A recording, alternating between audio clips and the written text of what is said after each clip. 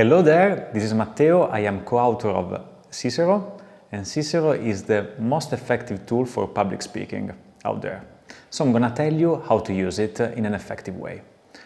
It's a deck of cards, so it's very compact and portable, and you can place it on the wall as I did, using some adhesive putty or some tape, so it's super easy, or you can place it on your desk or on a table or on the floor, so very easy.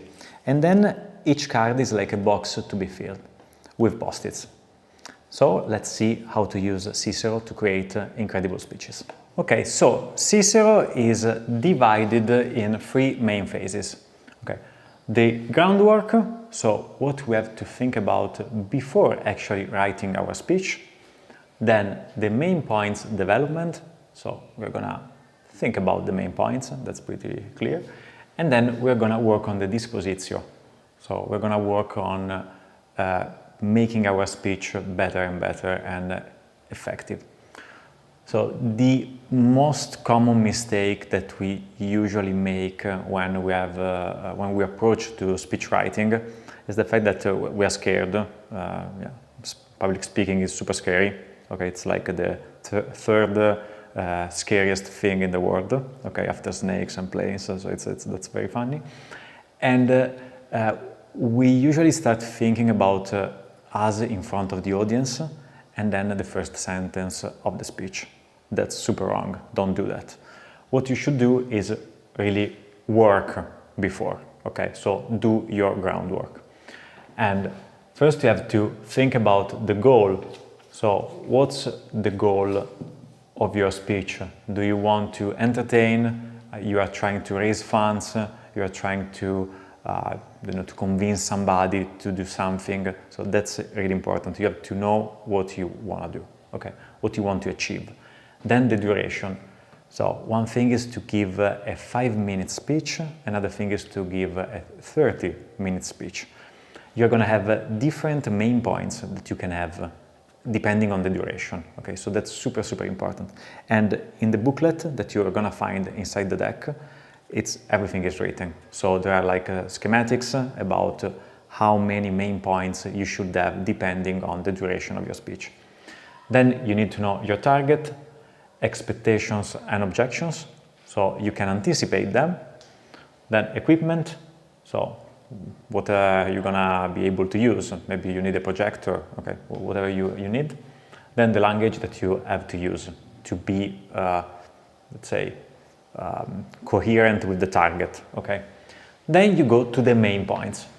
So you're gonna have different lines of post-its, okay? Each line is a main point, depending on the duration of your speech.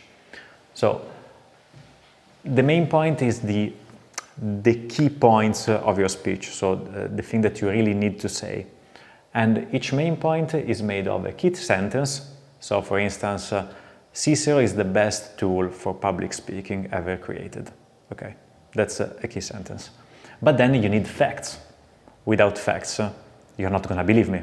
So you have to say what are all the facts for which Cicero is the best tool for public speaking.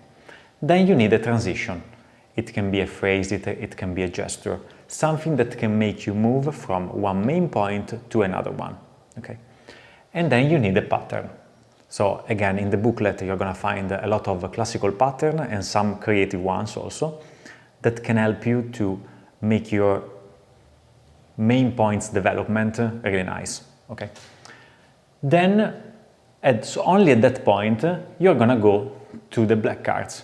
So you already have your main points, so the most of it's done. But then you're going to work on intriguing the audience and introducing your speech. So there's always like a hook, so some sentence or a gesture that you make to get the attention of the public. Then the credibility, so why you are so important that I'm going to listen to you, no? So that's very important. You can also do that for a product. For instance, Cicero is made with, together with one of the best public speaking experts in Italy. So I mean, we are pretty credible, no? So you can listen to us for what we are saying. then the relevance for the audience of the speech, and then introduction, so a promise, problem, solution. You have to give something before arriving to the main course. And very important, the conclusion. A lot of people fail here. So they give a great speech and then they forgot the call to action, they forget a recap. So people are like confused. Is it finished? What should I do? Okay, that's like the feeling. And on these lines, you work on the draft here, then you work on the figures of speech. This is very technical, but you can improve really your speech. Engagement, voices and gestures. So do you want to do some gestures at some point or change the tone of your voice? Again, in the booklet, you're going to find a different kind of voices that you can use and when to use them. And at the end, the slides. So if you need some slides because you are giving a work presentation, for instance, then you can synchronize what you need on the slide with your actual speech. So it's super easy. It's going to take you like 20 minutes to read the booklet and to place the cards on the wall, and you're good to go with your speech.